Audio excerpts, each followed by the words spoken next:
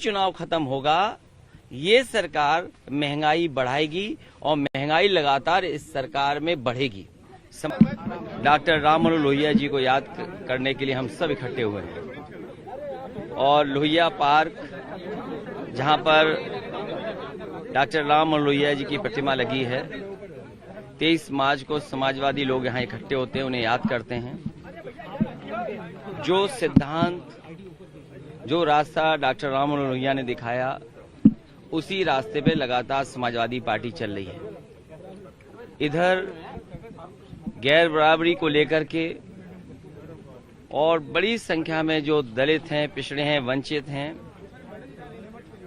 आजादी के बाद जिन्हें मुख्य धारा से नहीं जोड़ पाए, उन लोगों की लड़ाई आज भी लड़नी है और उन्हें सम्मान मिले, उनको सम्मान के साथ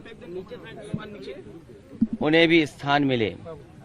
डॉक्टर राम मनोहर लोहिया ने जो गैर बराबरी की लड़ाई लड़ी, चाहे वह आर्थिक रूप से भी गैर बराबरी बढ़ी है, सामाजिक असमानता भी बढ़ी है, और आज के दिन हम सभी समाजवादी इस बात का संकल्प लेते हैं कि आने वाले समय में डॉक्टर राम मनोहर लोहिया का रास्ता दिखाए हुए पे चलने का काम करेंगे।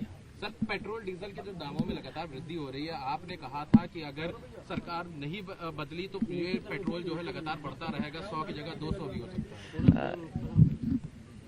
जो महंगाई का सवाल है, लगातार महंगाई बढ़ती जा रही है और सरकार इस बात को कहती है कि पेट्रोल डीजल पे उसका नियंत्रण नहीं है, लेकिन सरकार की गलत नीतियों की वजह से डीजल पेट्रोल लगातार महंगा हो रहा है।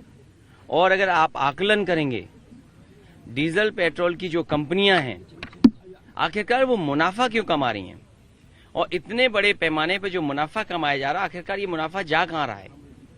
अगर ये मुनाफा गरीबों के लिए इस्तेमाल हो रहा है तो अच्छी बात है, किसानों की खुशहाली के लिए इस्तेमाल हो रहा है तो अच्छी बात है, लेकिन लगता यह है कि जो डीजल पेट्रोल और गैस की कीमत बढ़ने से जो मुनाफा हो रहा है, वो बड़े बड़े उद्योगपति, बड़े बड़े कारोबारी, उनको लाभ पहुंचाने के लिए सरकार ये फैसला ले रही है। और ये पहले से पता था, जनता के बीच में ये बात रखी थी कि जैसे ही चुनाव खत्म होगा, ये सरकार महंगाई बढ़ाएगी और महंगाई लगातार इस सरकार में बढ़ेगी।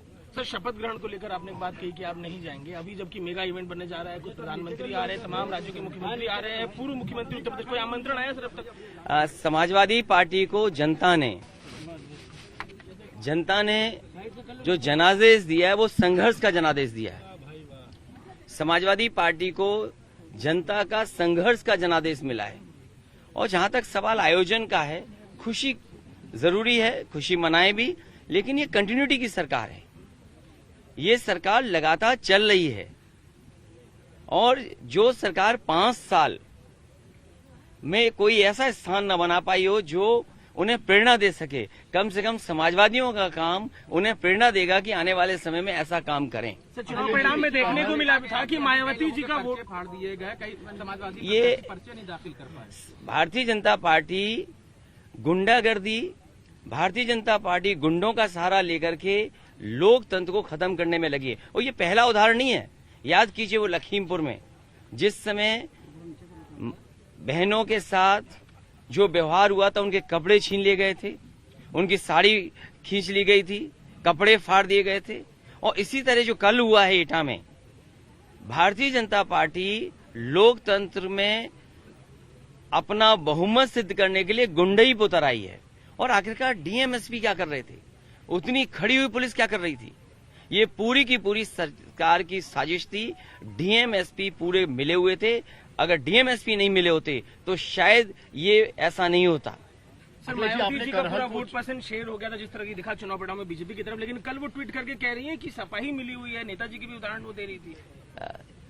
समाजवादी पार्टी डॉक्टर राम मनोहर लोहिया के सिद्धांत पर आगे बढ़ने जा रही है।